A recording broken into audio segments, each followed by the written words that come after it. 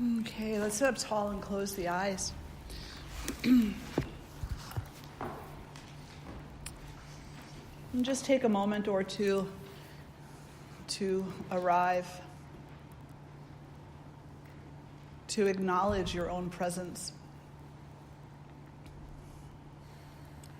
to be interested in what it feels like to be here now. Allow yourself to have that relationship of deep interest and curiosity, of openness with yourself.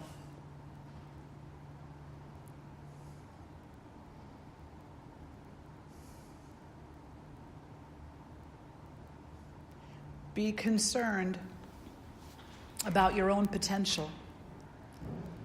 Not in a way that leads to greed, but in a way that allows you to manifest peace deep within yourself.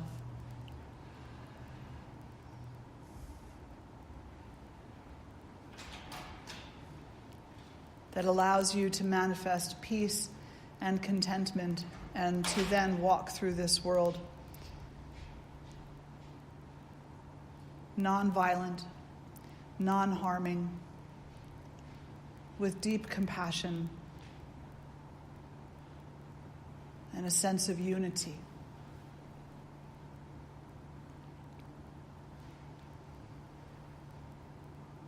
And placing the right hand on the heart and the left hand over the right.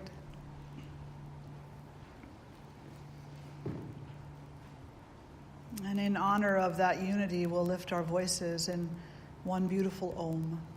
Take a nice breath in.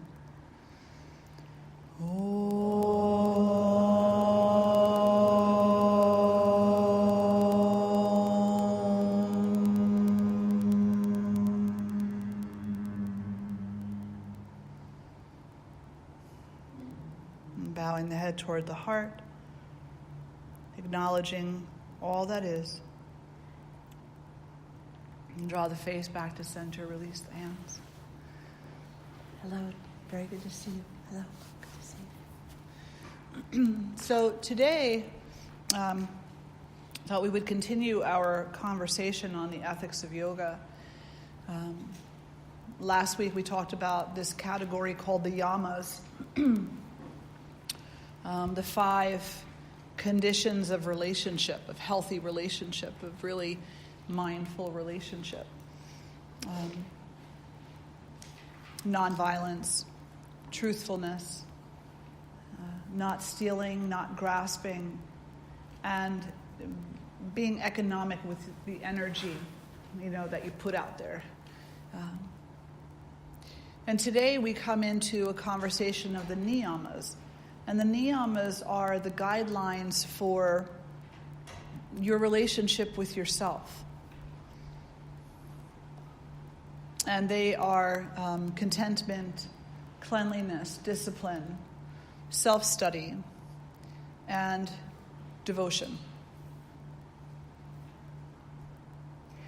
And while we say that the first group are the guidelines for our external relationships, and the second group, the guidelines for our internal relationship,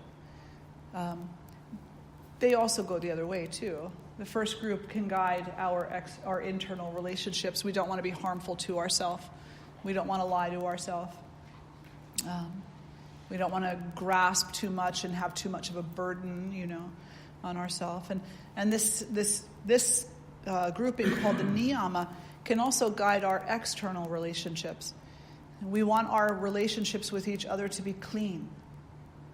That means unencumbered by anything that is not pure.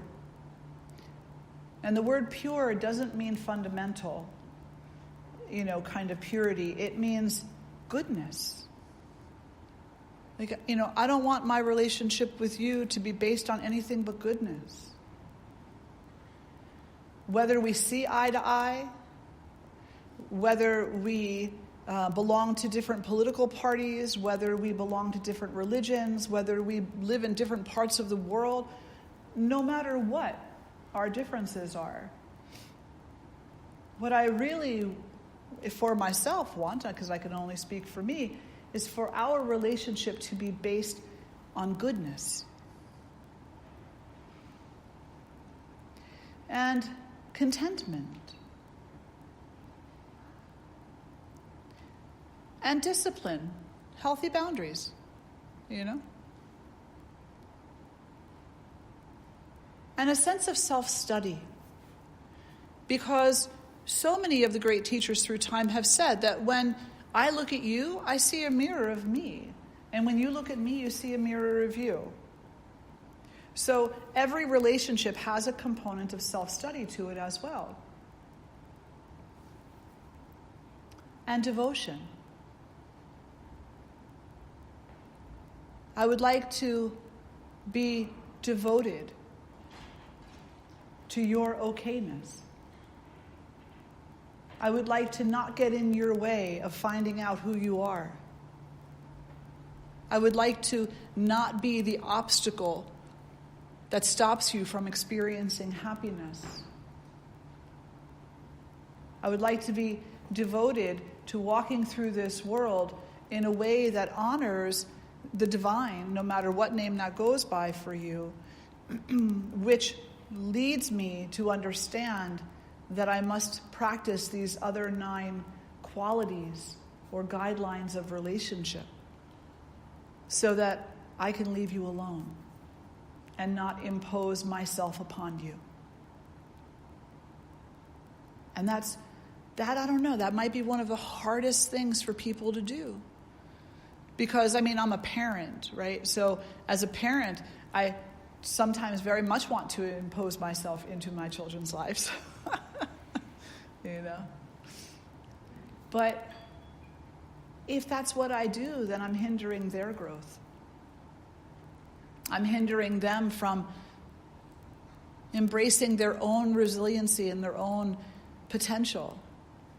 It doesn't mean we can't have a conversation, but the conversation must be free of manipulation, free of expectation, free of greed, free of discontent, free of harm, free of stealing. It's got to be clean. So these 5 qualities, the niyamas, which again are cleanliness, contentment, discipline, self-study, and devotion, are really guidelines for everything that we conduct, within and without.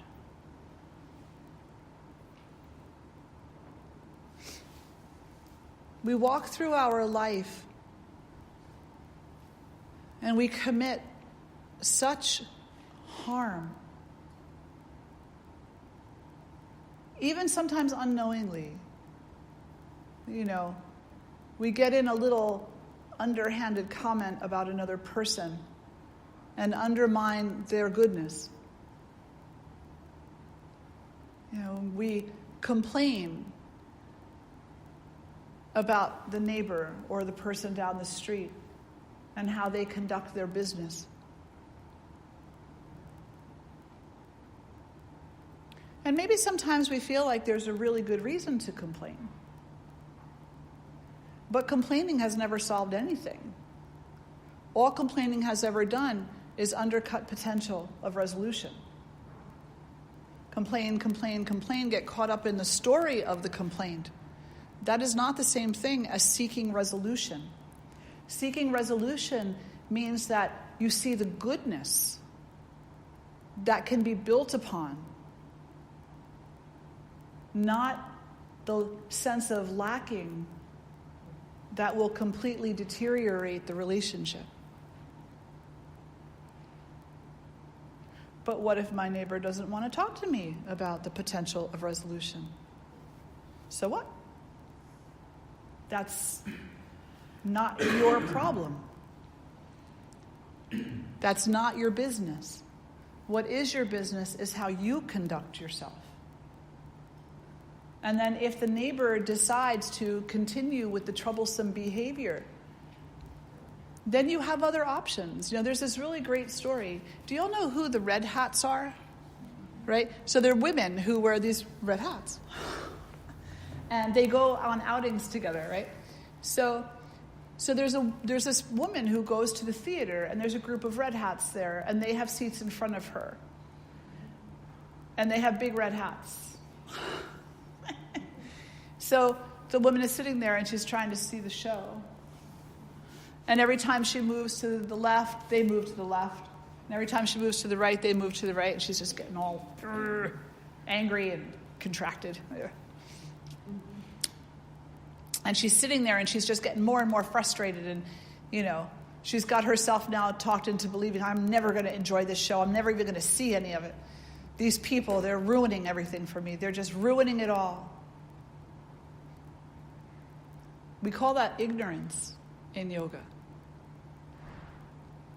Because she had lots of options. She could have asked them to take their hat off.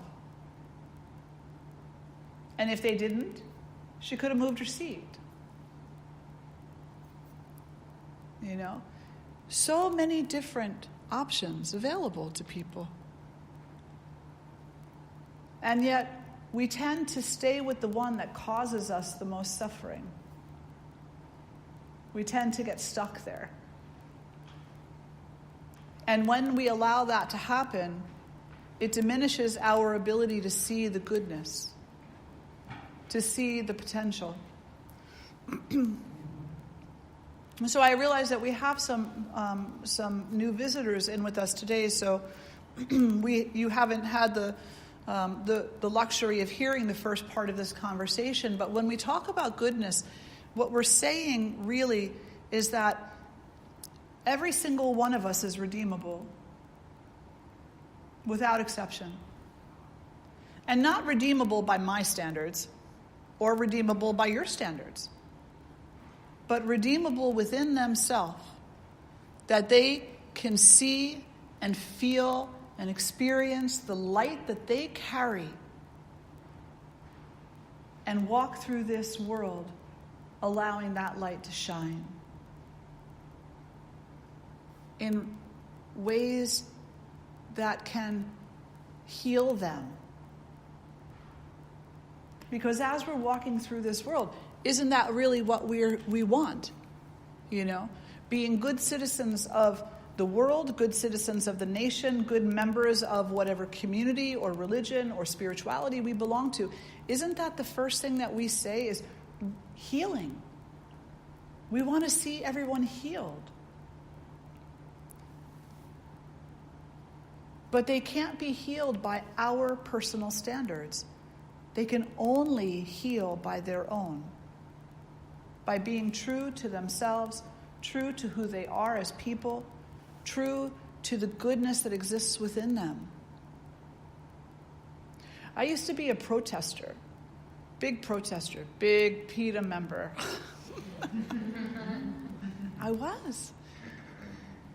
I really was. And I'm still very much an animal activist, but I no longer belong to PETA.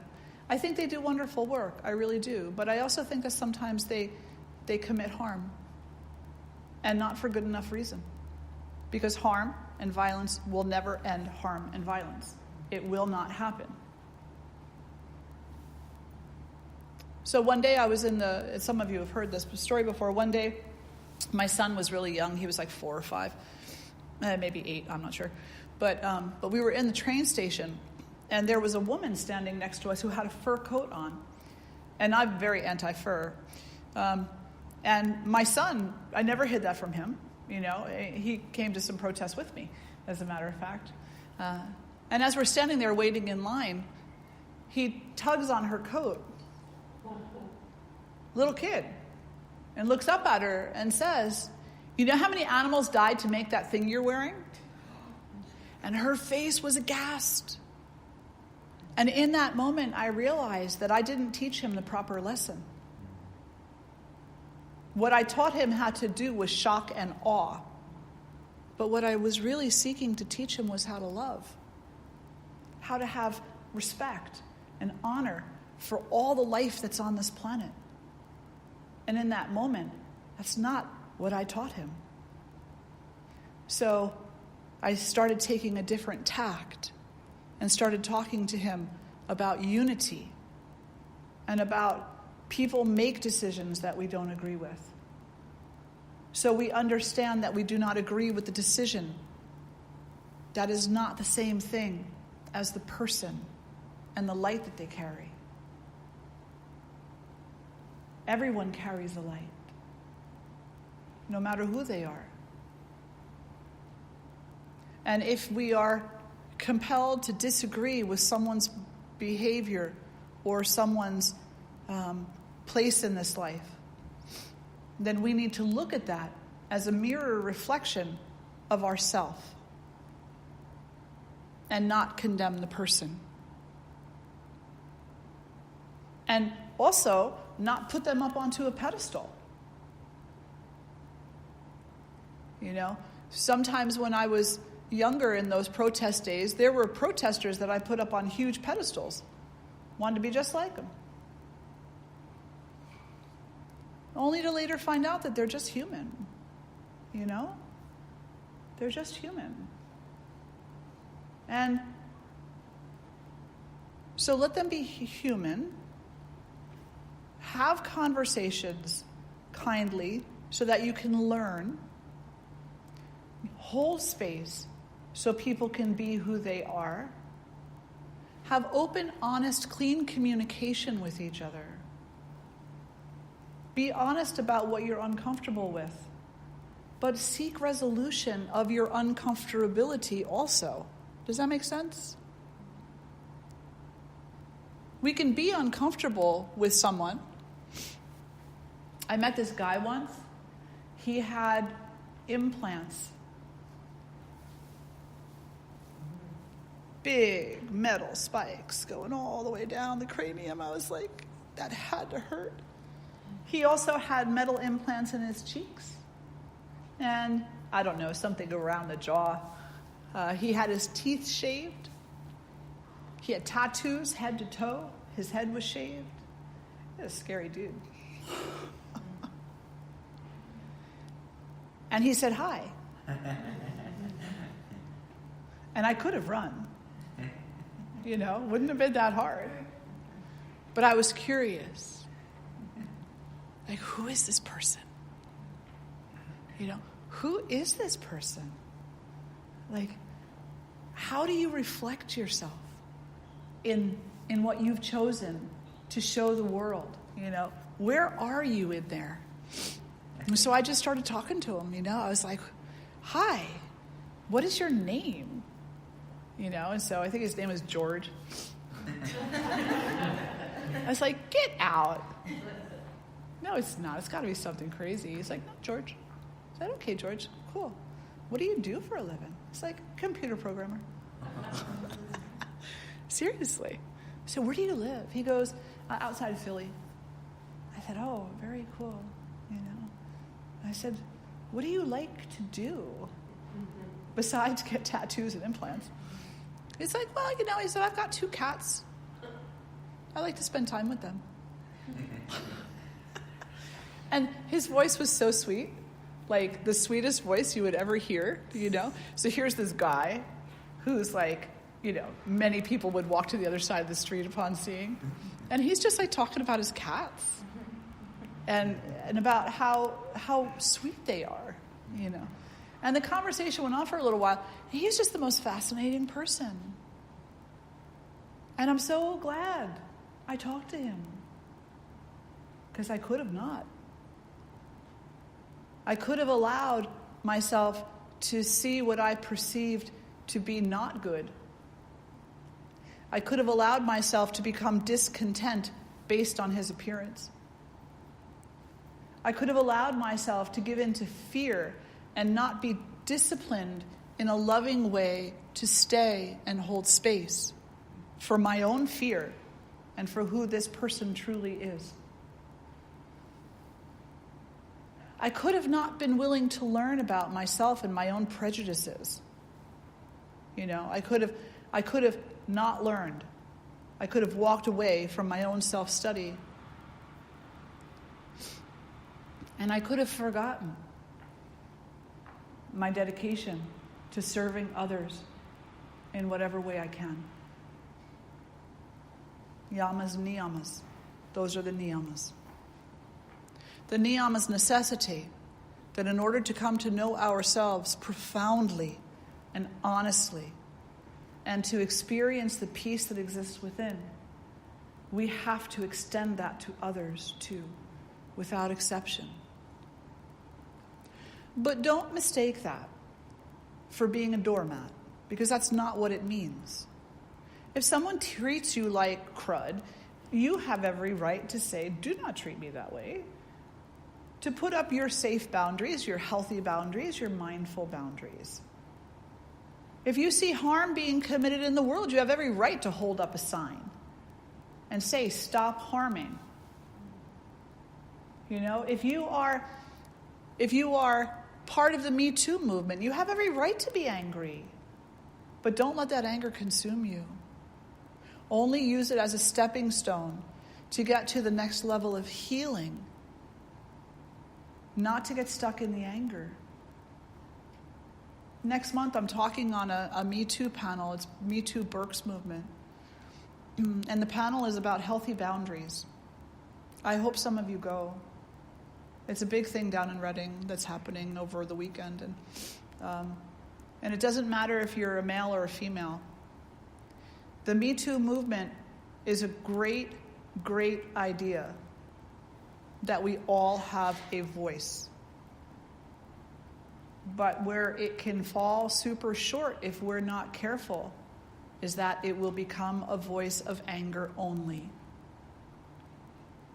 If we all show up and we all talk about healing and peace and unity, then we hold space for that movement to fulfill its potential.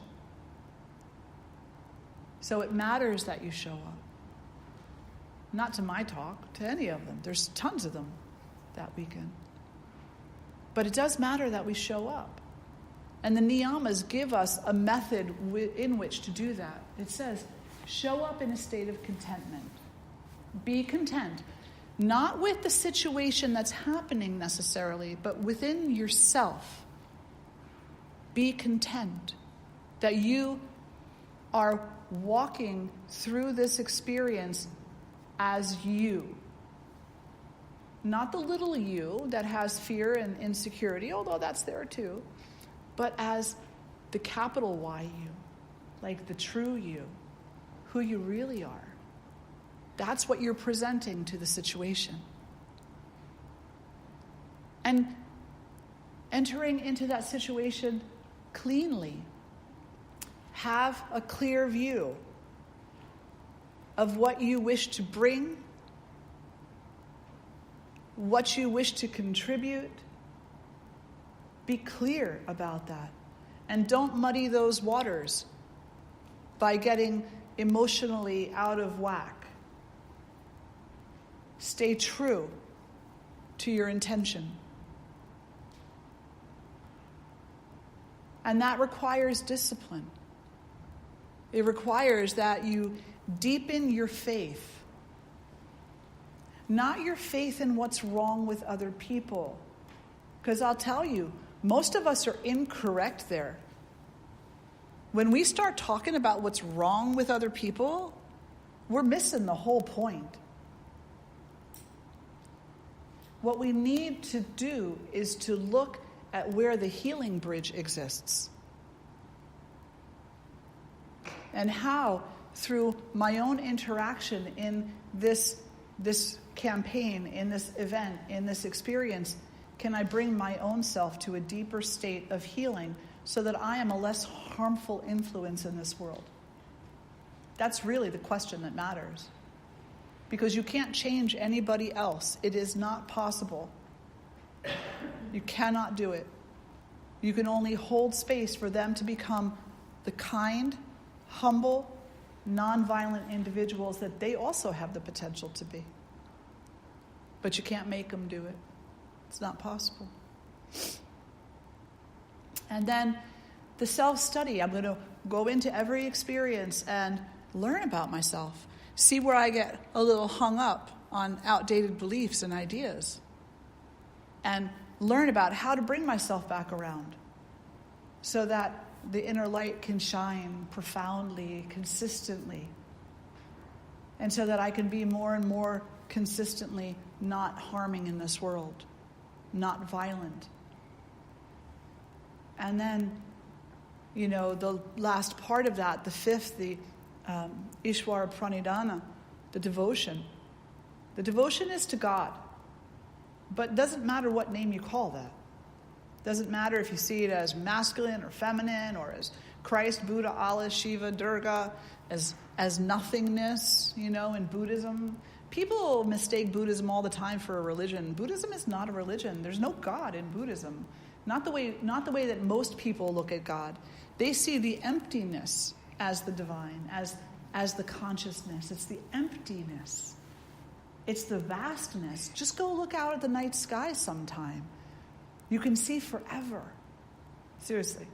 Especially in quantum physics. You really can see forever. When you look out into that night sky, you're looking into thousands and thousands and thousands of years ago. Yeah. So beautiful. It really is.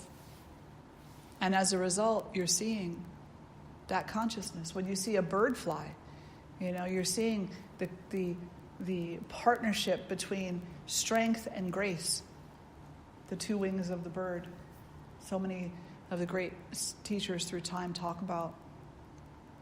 And that relationship between strength and grace is that flow of consciousness, that divine consciousness. So the Ishvara Pranidhana, the devotion, is to remember your relationship to that. And your relationship to that is never to harm another. Your relationship to that includes to never harm another on purpose, through vengeance, anger, or any other emotional state of being. But that's not easy. That's like the hardest thing. Wars begin because of different perspectives on spirituality and religion and anything. Wars. But if we can remember that God, no matter what name you call that, is the God of love, not the God of hate. It is the God of unity. The Certitudes is a beautiful scripture. And in the Certitudes they say, if you are not inquiring on unity, then you are not inquiring on God. If you're not inquiring on unity, on love, then you're not inquiring. You're caught up in some other thing that is more in line with the ego and fear. Ishvara Pranidhana, similar, just different words. Be devoted to that. What does that mean? It doesn't mean you have to go, it doesn't mean you have to come here, and it doesn't mean you have to go to a church or a temple. That's a helpful tool for people. It's helpful to gather together and to talk about these things and to reaffirm in words that are uplifting. But the reality is, if that's the relationship you want to cultivate, then the only place that you can do that, really, is in your life and in your heart. And that's a 24/7 thing. It's not once a week, twice a week, 5 times a week. It's every day, all the time. Ishvara Pranidhana, cultivating a relationship with that on all levels, at all times. So the NIYAMA, cleanliness, contentment, discipline, self-study, and God consciousness for devotion. And for individuals who are not sure about their footing with that relationship with the divine, it's okay. You're not exempt from practicing, You're going to cultivate a relationship with something. With love, with peace, with joy. Not happy, joy, but like joy in the heart, Joy in being. The NIYAMA. Any questions right now? Or comments? Any thoughts? No? Yes? I just seem to miss this here a lot. So you talk about other people's behavior being a mirror for yourself. Mm. So if I'm looking at someone else and I see them as being selfish, that's because I can identify with being selfish. Sure, absolutely. I look at them and see them as being non-loving. Is that because I myself can identify what it means to be non-loving? Yes. That's what you're saying. Absolutely. Absolutely. So what if I look at them and see them as beautiful human beings? Is that because I know what a beautiful human being looks like? Completely. All the way across the board. Yeah. Every extreme. If you see a person and you see an irredeemable murderer, it's because there is a part of yourself that you are afraid is capable of something that heinous. Absolutely. If you see a person who is a great saint, who heals people with their touch, there is a part of you that knows that you also are capable of that. Absolutely. We don't tend to come across the mass murderer or the saint very often, but we do come across all kinds of other people. You know, the person who is a thief, who's crooked, who lies, who hides, who is egotistical, who builds themselves up artificially, who makes themselves appear to be something that in your opinion they're not. And anytime we say that about somebody, we look and we say, hey, get a load of so-and-so. Look at them. There they are, those peacock feathers again, you know. What we're really saying is, they're pretty good at that. Damn, I wish I was that good. You know, I hope nobody sees through my facade. Or they're not really good at that disguise. I hope my disguise is better so that nobody sees through what I'm trying to hide. Because everybody is trying to hide something instead of putting it all out on the table. We hide our insecurity. We hide our sense of what we think we lack. We hide our true body weight. We hide our age. We hide the color of our hair. We hide so many things. Is it possible that sometimes you, like let's say you have a parent who's incredibly selfish and angry and you grew up with that all your life, like is it possible sometimes you recognize that in other people because it's an influence you've had so often? Yes, absolutely. Of course. You know, and that's where memory plays the part. Yeah. And memory of experience with other individuals. But it's a triangle. Everything in life is a lover's triangle. Everything. Because some part of that person reminds you of that parent, right? Not just say you. I don't know if it's you, but some part of that person reminds of the parent. But it also reminds self of self. Little s self. The part that says, my parent was a really messed up person who did these things, and I'm fighting really hard not to be that, and you're reminding me of it. I don't like you. Right? Yeah, and that's what I was going to say. Sometimes you see that fear of the reflection of, am I going to be just like that person that I told myself I would never be like? Absolutely. In any way, shape, or form. You know, it doesn't have to be a fear that you're going to be that person, but that in some strange moment it will creep up on you, and there it will be, that ugly part of myself that I don't really like because that's what my parent taught me. We all experience that without exception, I think. You know, I've never really talked to somebody who didn't have something that they were, you know, concerned about with regard to their parents like that. I mean, even people who have really super healthy relationships with their parent. You know, maybe they think they're too doting because their parents doted on them. I mean, you know, it's a reflection for sure, but it's a reflection that's done in the mirror of ourself. It's always in relationship to who we think we are, always. And when you look at that other person who reminds you of the parent, you're looking from the lens of your experience, where another person looking might not see anything. Siblings do this all the time, right? This happens in families with siblings a lot, where one sibling is like, raised in that household was hell. All the fighting, all the this, all the that, they always picked on me.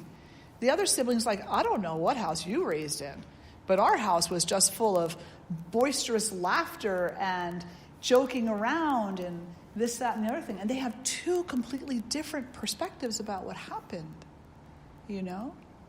So if they have two completely different perspectives of being raised in the same household, then it can only be a mirror of what you are currently identifying in yourself that you're seeing back on. And the identification may be that the behavior, that's a behavior that one is concerned about or afraid of manifesting themselves, or it can just be an impression about something that happened to me. Something that happened to me. Does that make sense? Yeah. It's a great question. If we could approach all of our relationships from the place or from the question of, who am I in this relationship? Let me look at that very clearly.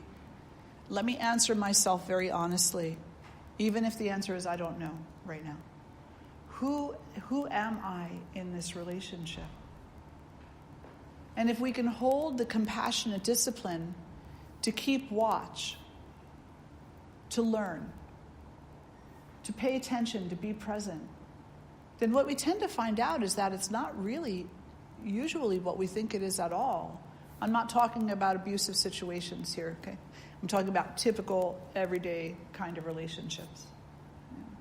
The things that we tolerate, the little things, the little things that we put ourselves up against, the little things that we witness in others, and that we fear in ourselves. There's a special psychology in the abusive relationships that makes it even more complicated. But if we can hold space within that relationship, and even in the abusive relationship, if we can hold enough space there so that we can begin to catch a glimpse of who we think we are in that relationship and who we have the potential to be in that relationship, what we might find out is we can resolve it faster. Having come from a background of abuse myself, there was a period of time where I identified as being a person who was abused. That's a very limiting perception of myself. So over time and with education and with therapy, I moved from that identification to the identification of a person who experienced abuse, but who is also strong and quite capable to remove myself from that situation and move through my life in a healthier manner. It takes a lot of work. Oh my God, years. But the bridge is there. We just have to be willing to stand up and protest on our own behalf to ourselves. Our greatest culprit. Because we're the ones that keep us down. We can say, no, my boss keeps me down. No, your boss doesn't keep you down. Your boss has their own way of doing things, and they may be a tyrannical boss, and they may have really, really, spiteful behavior patterns and all these other things, but you're keeping yourself down because you're staying. You're not allowing yourself to grow out of that pattern of behavior. Does that make sense? Yeah, yes. I just want to add to that. I think sometimes, too, it's important to show yourself compassion when you keep subjecting yourself to those types of volatile relationships. Completely. Because sometimes you're not ready to move from that place yet. It is your growing space. And if you don't give yourself compassion to do so, then you're only harming yourself. Complete agreement. Absolutely. Which means then that you have to know the difference between compassion and fear. Because fear will stop you from growing in that place. And it's very easy to use compassion as a mechanism for fear. So we have to know the difference. And when it's fear, we have to call it by its name. And when it's compassion, we have to call it by its name. And we need to understand the difference between the two and be really honest. Again, we come back to satya, truthfulness. We need to be truthful with ourselves about it. Because, yes, we stay until we're ready to go. That's what happens across the board, unequivocally and with no exception. And sometimes because it's comfortable, because if you grow up in a pattern of that, that's what you become used to. So. It becomes your habitual behavior, is to stay with that which is comfortable, even if it's harmful or less than optimal.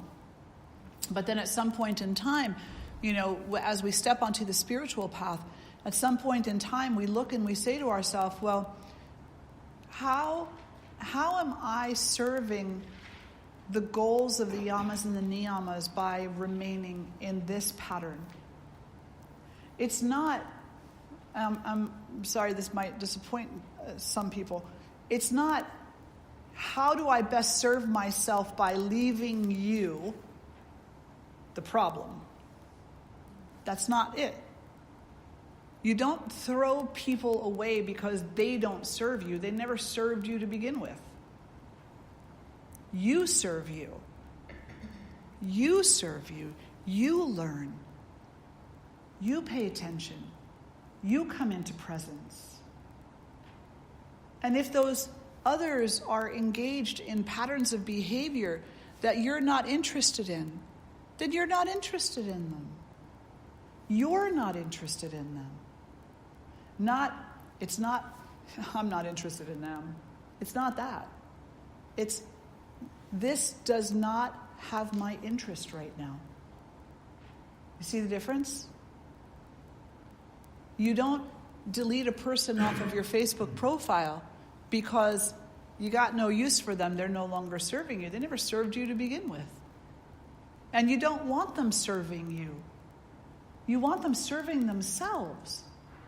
Because if they're not coming to know who they really are and the potential that they hold inside, and they're just worried about making you happy, well, you're helping to develop a really malaligned human being.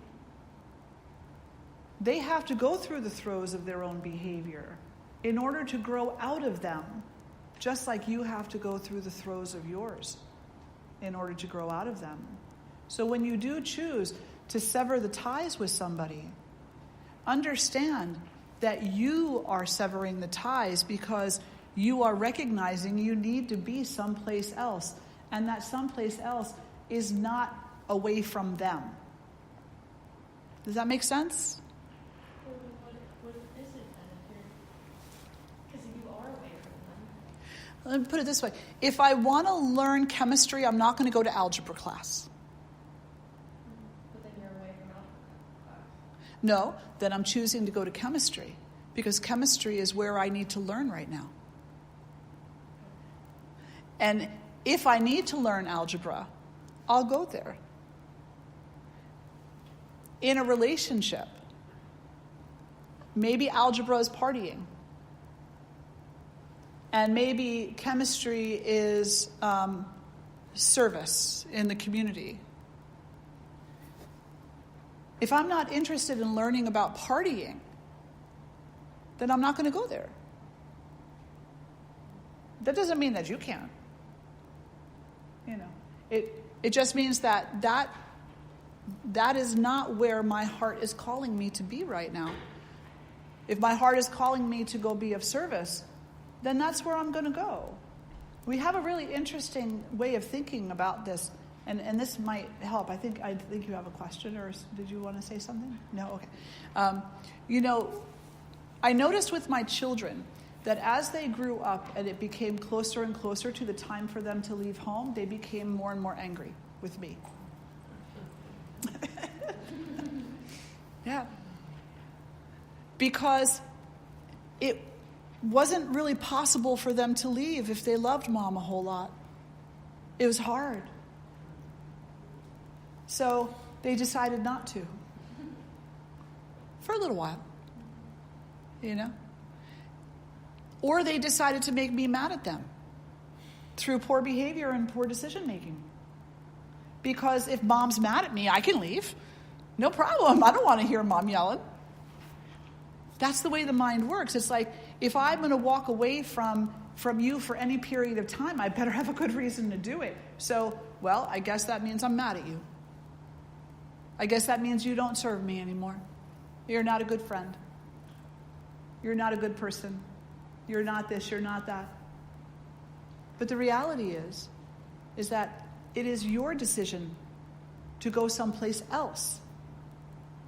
Because, spiritually speaking, there is something else you're supposed to be doing, rather than staying locked in this relationship that is harming both of you or all of you and keeping you stuck in patterns of negative behaviors, hurtful behaviors.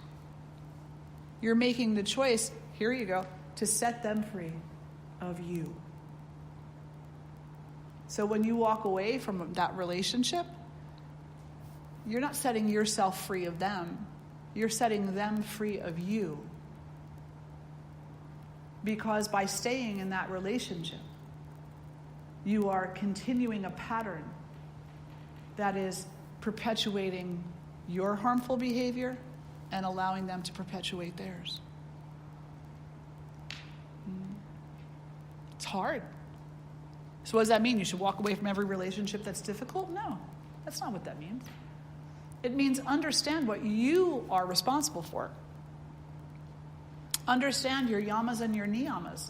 And ask yourself, am I conducting this relationship non-violently, without stealing, truthfully, without grasping, and in a way that economizes energy, spiritual energy, physical energy, mental energy, emotional energy? Am I conducting this relationship in a way that is clean and good? Am I conducting this relationship in a way that is content? Am I conducting this relationship in a way that is disciplined and holding positive, healthy boundaries? Am I conducting this relationship in a way that allows me to learn about myself first? Am I conducting this relationship in honor and as a way of expressing the kind of relationship that I am longing for with that? That's what it is to be a spiritualist in the Raja Yoga, in the Patanjali's yoga. That's what it is to conduct a relationship. Is that when I relate to you, I'm relating to God in the form of Aslan. So if I wouldn't say it to God, I ain't saying it to you. If I wouldn't do it to God, I'm not doing it to you. You know? Yeah. Thoughts? Questions? Yes? Well, it sounds like, if you start walking or working towards these positive things, you almost organically extinguish the negative behaviors. Completely. Because that's where you're being pulled. And then the way that people reflect that is they say, I don't know, I just feel lighter. I don't know why. I don't want to argue with anybody anymore. I don't want to go to the bar. I don't want to do those things anymore. And then they become a bit distressed because they don't understand that that's the natural evolution that a relationship goes through. It doesn't mean that you're turning your back on your friends. Actually, you're becoming a better friend. You're becoming a better friend. It doesn't matter if they ever see it or not. But you're becoming a better friend. Because you're coming to know who you really are on another level. Becoming less harmful in the world.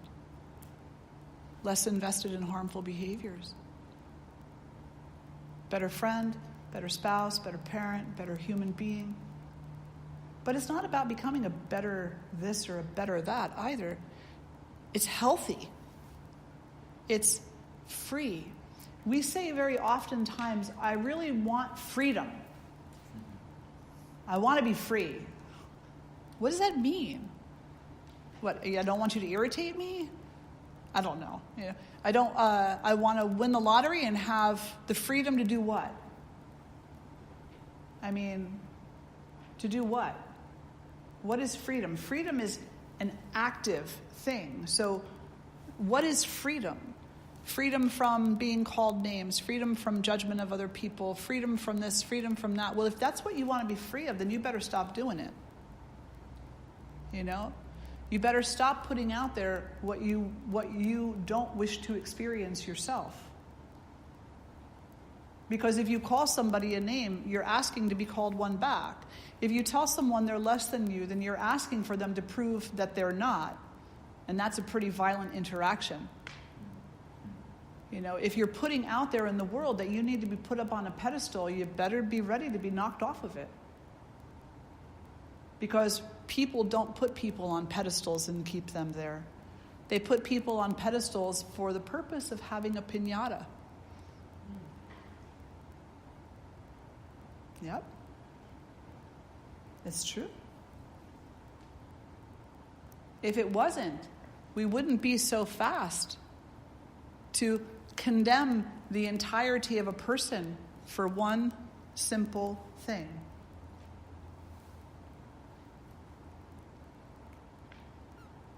That's a lot, right? Happy Sunday morning. It's never without, right? Yes. Yes. Did you have a question? Oh, no, my mind was blowing. Oh, okay. I have to get used to that. It's like, I know, I do. is Amanda dancing again? Yeah. So these yamas and niyamas, they're not things for us to impose upon other people either. It's not like, now that you've got this wisdom, you don't go home and say to your spouse or your child, this is what's wrong with you. Okay? No. You can by all means share with them, but not about what they should find, but about what you have found. Not about what they should find. Why not? Because in the teachings of yoga, in many of them, because there's lots of variations within lineages, but in many of the teachings of yoga, what is taught is that you will find this when you're meant to. And you'll find it when you're meant to, and you'll find it when you're meant to, and you'll find it when you're meant to, and you'll all find everything when you're meant to. The path only goes one place, closer or further away, to the divine, to awakening, to self-realization, to kindness, to compassion, to love, to whatever you want to call that. But the path goes, it's like one path, and it goes there or there. And the closer that you are moving toward that, whatever you call that, the freer you will feel. The further you're walking away from it, the less free you're going to feel. The more bound and hurt and disappointed.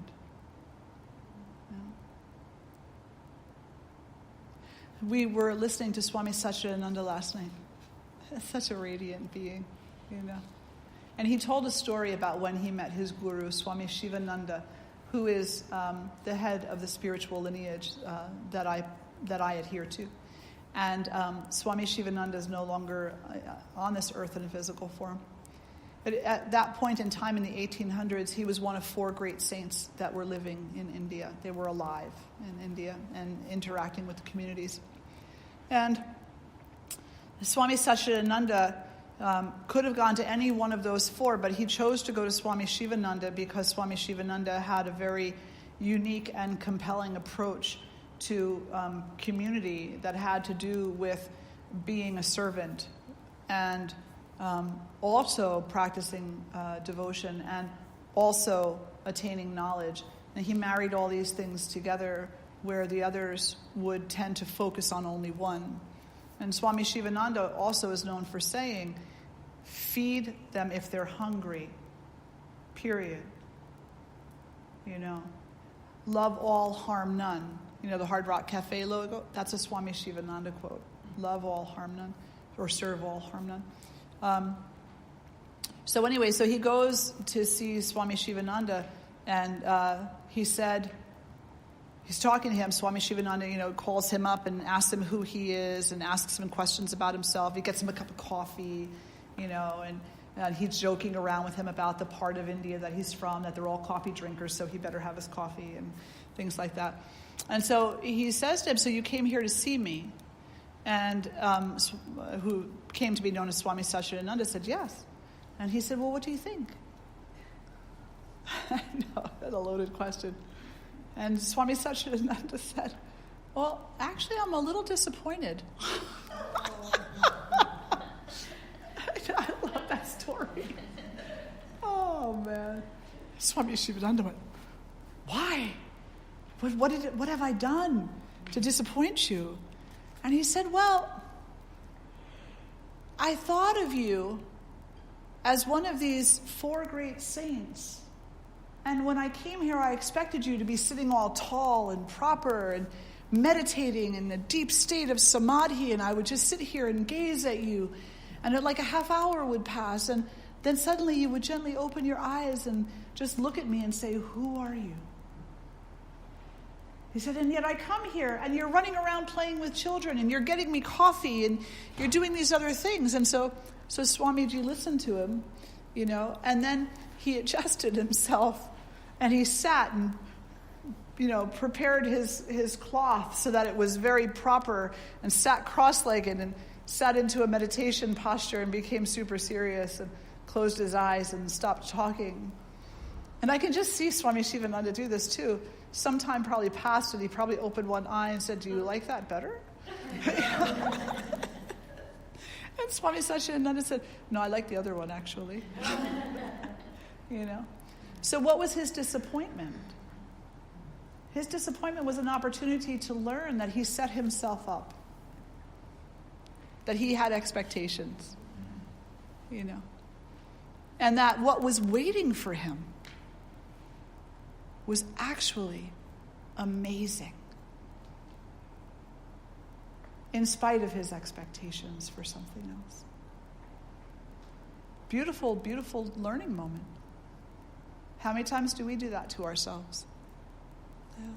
Did you want to say something, Courtney? No, it's just so much thinking, and so much of this talk is so relevant to my life. And I can't wait to share some of this stuff, but do it in a way that makes people think. Because when you can spark curiosity in someone, you planted a seed. Yeah. It's so important. And that's all it is. It's planting seeds. You can't make the plant grow. You can't, I learned a long time ago, working with at-risk youth, teaching them yoga. And when I say teaching yoga, I don't just mean teaching them how to do the postures. It's the whole kit and caboodle. It's lifestyle. It's everything. It's 24/7, And teaching them, people would say things to me like, how big of a change are you seeing? Like, are you seeing it happen before your eyes? It must be so amazing. And I would say, no, actually. Very rarely do I see it happen before my eyes. Very rarely. Most of the time, it's they tolerate me for a little while, and then they kind of have their way of ignoring me, and, But I just continue on like they're paying attention. So they think I'm a little crazy. What I do have is faith that I'm planting seeds and that the seeds will sprout in their own time when conditions are proper, I don't need to see the result. I know what the result is because I'm spending time studying myself. I've seen the results myself in me. So I know that you and I are very much alike. And if I plant the seed of kindness, if I just treat you with kindness, then I know that whatever pain you're feeling will eventually be alleviated too. If I plant the seed of self-study, the seed of truthfulness, the seed of discipline with compassion, the seed of devotion, it's up to you what to do with it. But I know what the potential is. Absolutely. So I don't ever feel bad if I don't see it happening. And you shouldn't either, for those of you becoming yoga teachers and for those of you in the I help others industries, the service industries. You should never feel poorly, because it's a far more complicated mess than we understand it to be. You can't just go to someone and say, look, I've got the solution to your problems. It doesn't make sense to them. They have to find out how it fits in the complicated drama of their life. I had this one young man. He was a tough guy. Oh, boy. He was from the inner city area of Lakewood. He was a young man of color, and he was an ex-gang member, sort of. And he sat there one day, and he said to me, and, he was part of the class that I was teaching at this school of at-risk youth. And he said to me, he goes, yo, lady, I dig what you're saying, but I'm going to tell you that if I walk down the street emulating, he was a smart guy too, emulating what you're telling me, I'll get shot. So you tell me, where do I practice this? And I just looked at him and I said, in the privacy of your own bedroom, in the privacy of your own mind, in the privacy of your own life, in the way that fits you best, that you can see. And he was like, yeah, I could do that. He said, but I'm telling you, they come after me, I'm going after them. I said, you'll do what you need to do. I didn't say to him, no, you shouldn't look at it that way. Don't go after them. I'm not going to say that to him. I don't live in his circumstance. That would be really pompous of me to think that I could tell him what to do. I can't tell him what to do. It's not my karma, and it's not my dharma. He's got his own. But what I can do is give him permission to experience peace privately within himself. And eventually he'll make the resolve he makes. And I know he will, because we all do, eventually. Thoughts, questions before we close for today? The talks are typically always recorded, and they're typically always online. So if you want to go back and listen to them again, you can. They're on our YouTube channel. I'll usually put them up on our Facebook page too, on my Facebook page anyway. I think I put them up on the foundation, or I send them to Casey or something. Somebody does it. I don't know. But they're up there, so if you want to listen to it again, and just sit with it for a while. Just sit with it for a while and just watch how it touches your life, and look for the bigger picture, for the potential. Look for you. When I'm working with people in spiritual counseling and youth who are at risk, and people who don't quite understand, how to connect with themselves in this self-inquiry, I tell them, I say, you need to have a morning ritual where you are seeing yourself. So every morning, you go to the bathroom mirror and you look into the black of your eye, into that, just the black. Don't look at your face, don't look at your hair. There's too much judgment there for everybody, Just look into your eyes. Look into the pupil. See the universe in there. And say, I love you.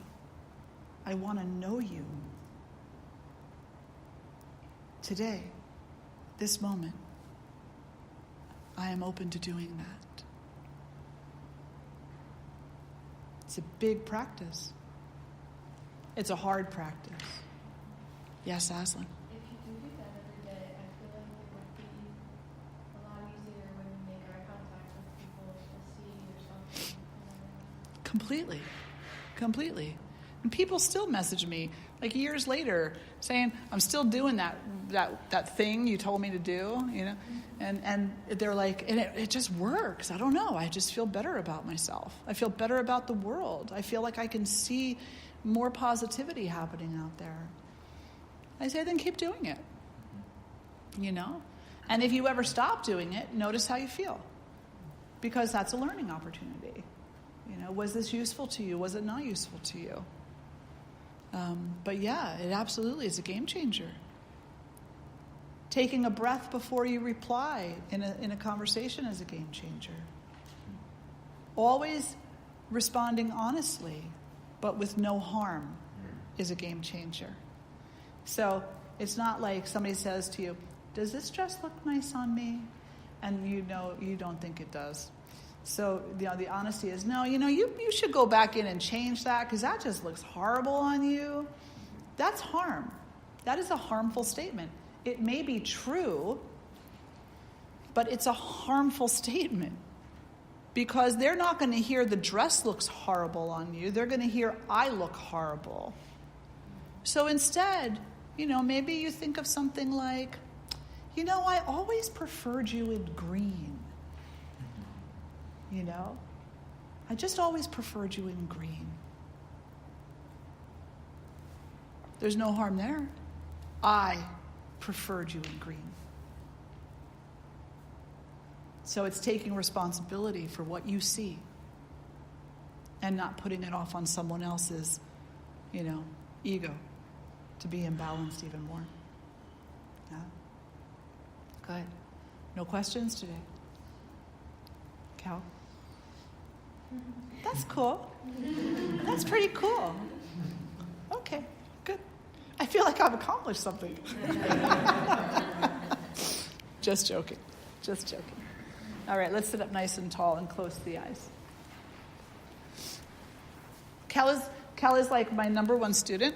He would be, when I was at the university, the student that I would want sitting in the front because he's always got thoughtful questions. So when he doesn't have one, I'm like, either that discourse was pretty thorough, or it wasn't. All right. And so eyes closed. Take a nice breath in, a nice breath out. Together we'll chant 3 ohms. Take a nice breath in.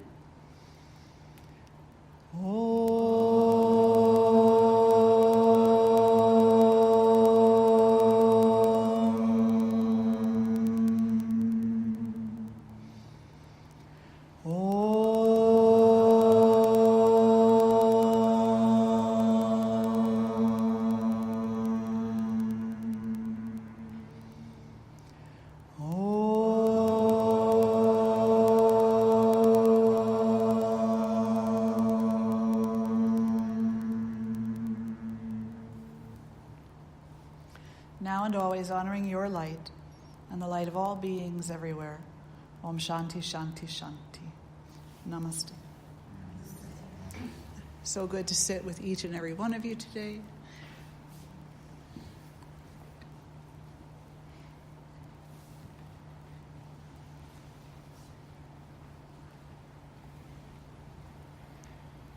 Wonderful. Oh, enjoy the day. YTTs take like 3.5 minutes. Make it 5.